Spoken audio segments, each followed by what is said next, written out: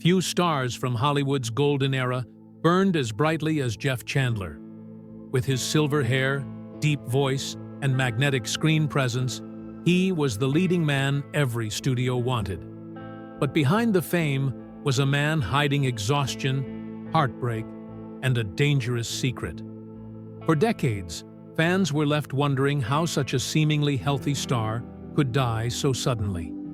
Now, after years of silence and speculation, the truth is finally out. And it's not what anyone expected. The Jeff Chandler mystery has been solved, and the reality is deeply unsettling.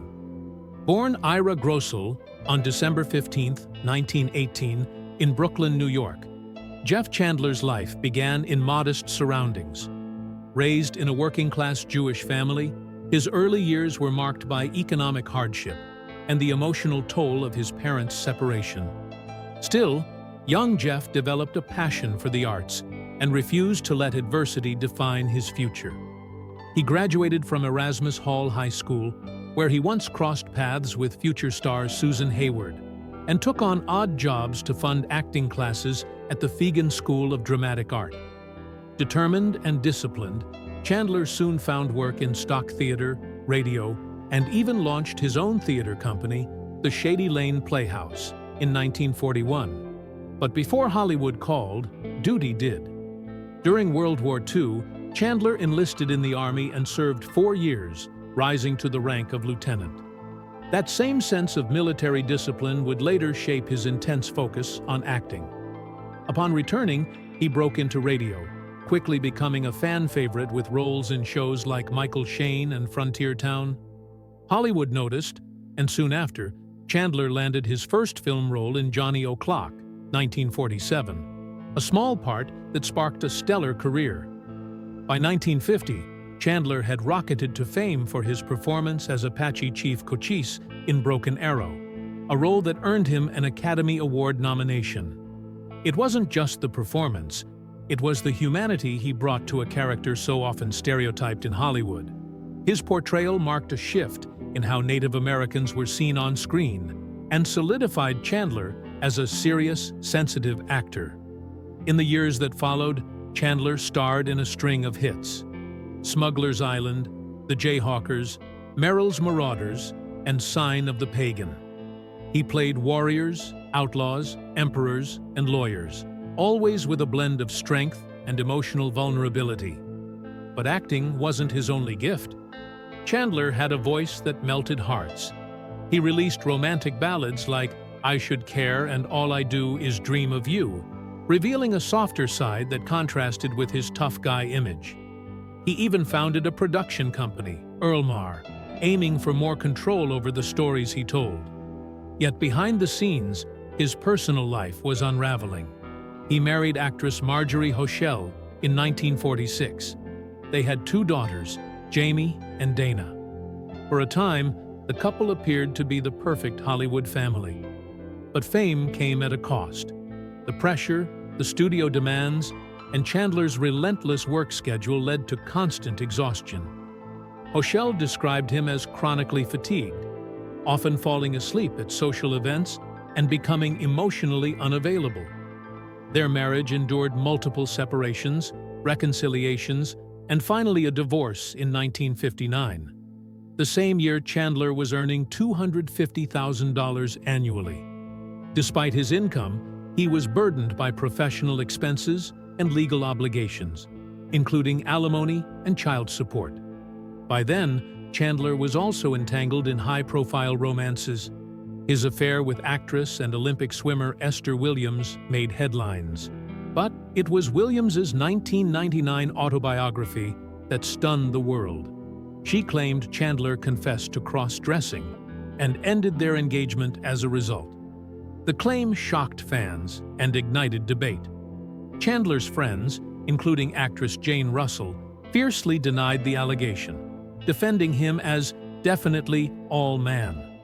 Whether true or exaggerated, the story highlighted how Chandler's public persona masked a far more complex personal reality. Professionally, Chandler remained in demand. He starred opposite Hollywood icons like Lana Turner, Kim Novak, and Susan Hayward.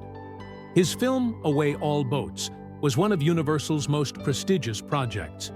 But the years of overwork were catching up. In 1961, while filming Merrill's Marauders in the Philippines, Chandler injured his back playing baseball with Army Special Forces extras.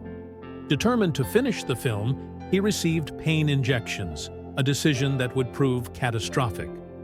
On May 13, 1961, Chandler underwent surgery for a herniated disc in Culver City, California. What should have been routine turned tragic.